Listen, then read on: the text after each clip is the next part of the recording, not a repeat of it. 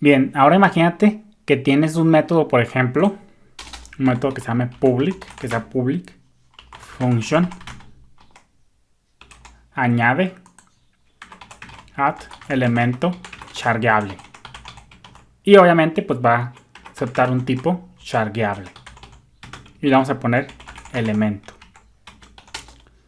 Elemento. Todo lo que sabemos de elemento, de este parámetro elemento, es que es un objeto chargeable, es decir, algo que implementa algo que implementó la clase o que sea del tipo chargeable, como ya sabemos. El hecho de que también, por ejemplo, sea un objeto electrónica no nos importa, solo podemos estar seguros de llamar a getPrice, precio, que es lo que tenemos por acá. Fíjate, getPrecio. Entonces, si tú haces esto, por ejemplo, info igual a elemento y haces, por ejemplo, vamos a poner, por ejemplo, get, ahora vamos a cambiar, vamos a poner, por ejemplo, ¿dónde lo tenemos por acá? Get número de páginas, get número páginas. Si tú haces esto, estás completamente en un error, porque tú sabes que en la firma del método aceptan un tipo chargeable, efectivamente, pero como sí que lo puede implementar en interfaz chargeable, pero tú no sabes a ciencia cierta si ese objeto puede ser del tipo electrónica o libro, o de los tipos que tú tengas. Tú solamente sabes que está implementando la interfaz chargeable. Entonces, hacer esto código o hacer, por ejemplo, get voltaje, esto sería completamente un error porque tú no sabes a ciencia cierta si es un tipo electrónica o es un tipo libro. Entonces, esto es irrelevante. A nosotros lo que nos interesa y la forma correcta de implementar esto sería simplemente correr a ver la interfaz chargeable y simplemente usar el método getPrecio. ¿Por qué? Porque nosotros sabemos que el getPrecio sí o sí lo tienen que tener porque claramente este objeto que nos pasen ya implementó la clase, la interfase chargeable. Entonces, esto es lo, como te decía, es lo que vas a ver tú allá afuera en el campo de batalla, en que tú como código cliente, más que nada código consumidor, tienes que entender cuál es la jerarquía de tipos. Por esto tú siempre tienes que voltear a ver tus diagramas, o más bien no siempre vas a tener diagramas, pero lo cual sí se debería tener diagramas UML para voltear a ver cuáles son los tipos y cuál es la jerarquía de tipos. Y aquí, pues como te digo, cuando tú implementas un método y le pones una type declaration, tú tienes que acceder solamente a lo único que es certero.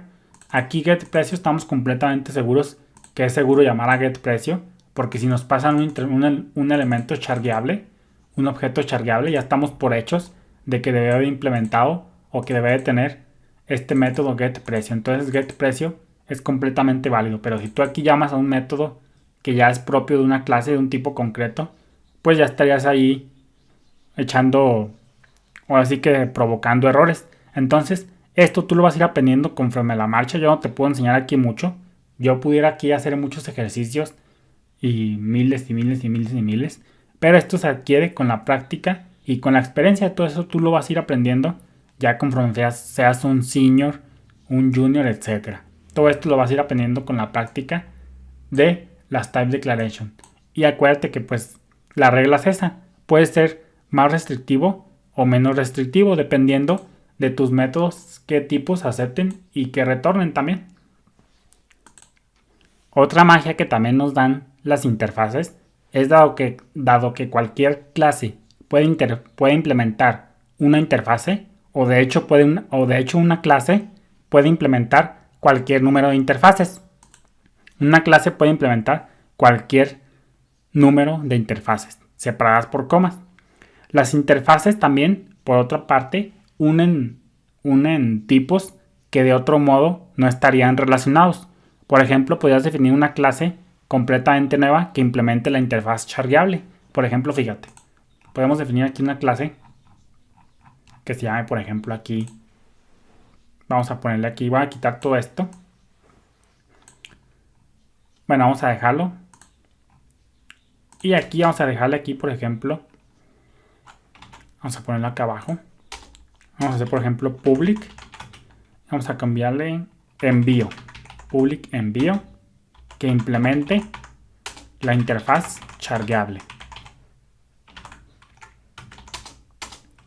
Public. Más bien es class. No sé qué ando pensando. Es class. Envío implements. Class envío implements chargeable. Fíjate como aquí luego nos dice, envío no implementa el método getPrecio. Si tú no lo quisieras ahora sí que implementar, pues la solución sería poner esta clase como abstracta. Y ya aquí pues ahora sí que ya sería otra cosa. Pero cuando tú lo queríamos implementar, pues sería class. Y aquí le pondríamos public function. Y le poníamos, por ejemplo, un constructor. Y aquí, por ejemplo, le poníamos private. Y le poníamos float. Aquí estamos usando constructor property promotion. Y le podrías poner, por ejemplo, precio. Y acá, pues, voy a dejarlo más así. Vamos a ponerle aquí public function get precio, que va a detonar un float, que es lo que nos pide nuestra interfase, y le pondríamos return this precio. Entonces con esto aquí sería el código. Puedo pasar un objeto envío al método add elemento chargeable, al igual que también puedo pasarle un objeto producto. Entonces esta es la magia de que fíjate cómo ahora tenemos más escalabilidad. Aquí el método add elemento chargeable, como nos está pidiendo algo chargeable, pues nosotros tranquilamente le podemos pasar un tipo envío y un tipo, por ejemplo, producto.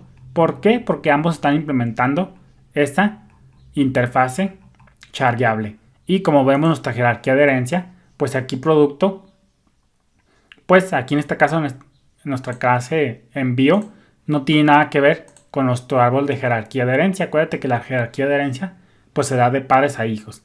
Y por ejemplo aquí, teniendo en cuenta aquí la clase envío,